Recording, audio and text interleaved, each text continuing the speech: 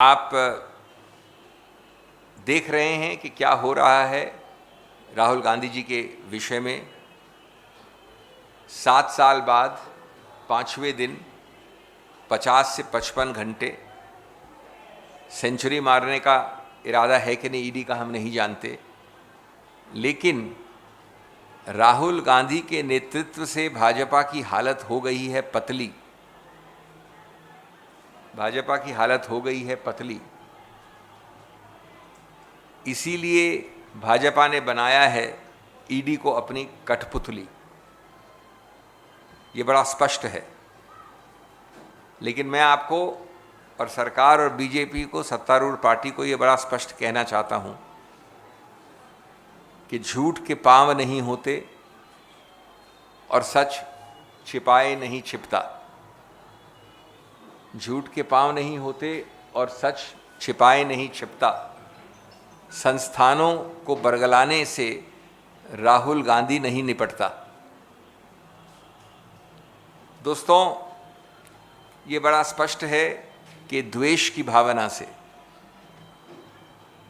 गुस्से, प्रतिशोध, राजनीतिक प्रतिशोध की भावना से इस प्रकार की मजाकिया 7 वर्षीय केस के विषय में 50 घंटे 5 दिन किसी को बार बार बुलाया जा रहा है। मोदी सरकार और सत्तारूढ़ बीजेपी जानती है कि देश के सभी अहम मुद्दों पे जो आज देश को पीड़ित कर रहे हैं, सता रहे हैं, चाहे वो अग्निपथ हो, चाहे वो कीमतों की मार हो, चाहे वो बेरोजगारी हो, उसमें मन को, मस्तिष्क को बरगलाने की, बहकाने की, डाइवर्ट करने की, डाइग्रेस करने की आवश्यकता है। और इस आवश्यकता के कारण ही किस प्रकार से लोगों का मस्तिष्क घुमाया जाए, ध्यान आकर्षित ऐसी चीज़ों पे किया जाए, सुर्खियों पे, कैमरास पे जो ईडी के ऑफिस के सामने हैं, और बेरोजगारी और अग्निपथ और कीमतों से हटाया जाए, ये सब कारनामे और हथकंडे आप देख रहे हैं। आपको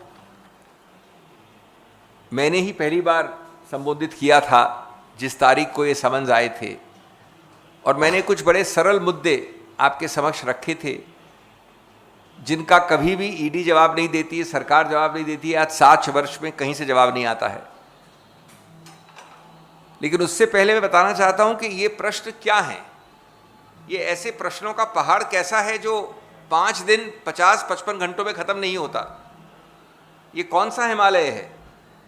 मैं बड़ी विनम्रता से आपको कहना चाहता हूं कि मेरे को भी कुछ अनुभव है कानून का।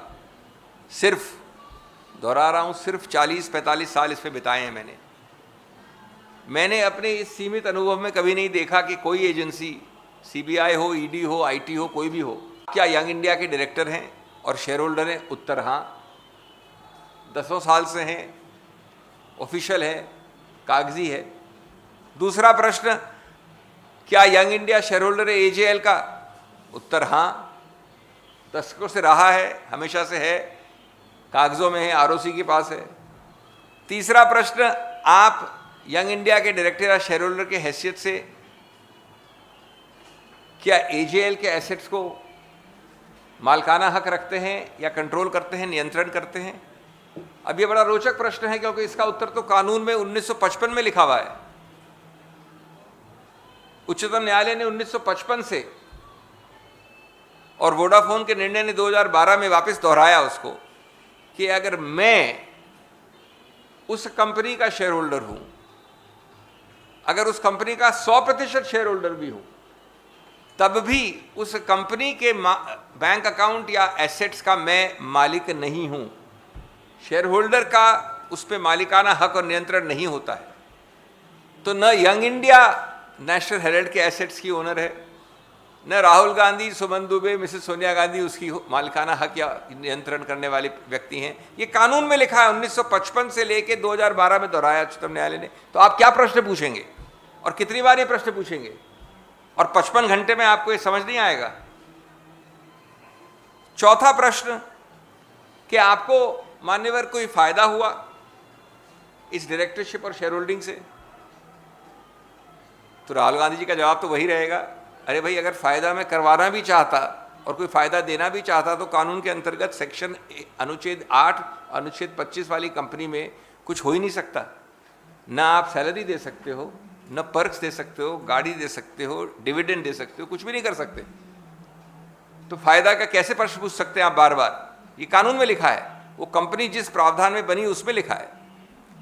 कितनी बार आप, इसका मतलब अभिप्राय क्या हुआ? इसका अभिप्राय है कि ये 55 घंटे और 5 दिन सिर्फ हैरेसमेंट है, प्रतिशोध है, ये संवैधानिक या कानूनी नहीं है, ये निजी है, ये निजी प्रतिशोध है, भय है। क्योंकि राहुल गांधी सबसे लंबे समय से अनिवार्य रूप से हर मुद्दे पे आपका सामना करते हैं, आपको सच दिखाते हैं, आईना दिखाते हैं, और आपको वो पसंद नहीं है। मैंने आपको उस पहली प्रेस कॉन्फ्रेंस में वो भी कहा था, जो याद दिलाना चाहता हूं, कि ये एक बड़ा विचित्र मनी लॉन्ड्रिंग का केस है जो मैंने पहली बार सुना है। इसमें मनी लॉन्ड्रिंग का आरोप है, जबकि कोई रुपया, मनी या प्रॉपर्टी, अचल संपत्ति स्थानांतरण ही नहीं हुई। एक पैसा स्थानांतरण नहीं हुआ यहां से यहां, और एक प्रॉपर्टी स्थानांतरण नहीं हुई यहां से यहां। एजेएल की प्रॉपर्टीज हैं, एजेएल का शेयर होल्डर यंग इंडिया, जो उसका मालिकाना हक नहीं है, यंग इंडिया के शेयर होल्डर्स हैं ये लोग सब, उनका कोई इसमें स्थानांतरण कहां हुआ? Where is money laundering without money moving? So this is a case of money laundering without money moving और विदाउट प्रॉपर्टी मूविंग। इस सबसे सीधा सिद्ध होता है, प्रमाणित होता है कि ये द्वेष की भावना से मन घड़ंत बना बनाया केस है।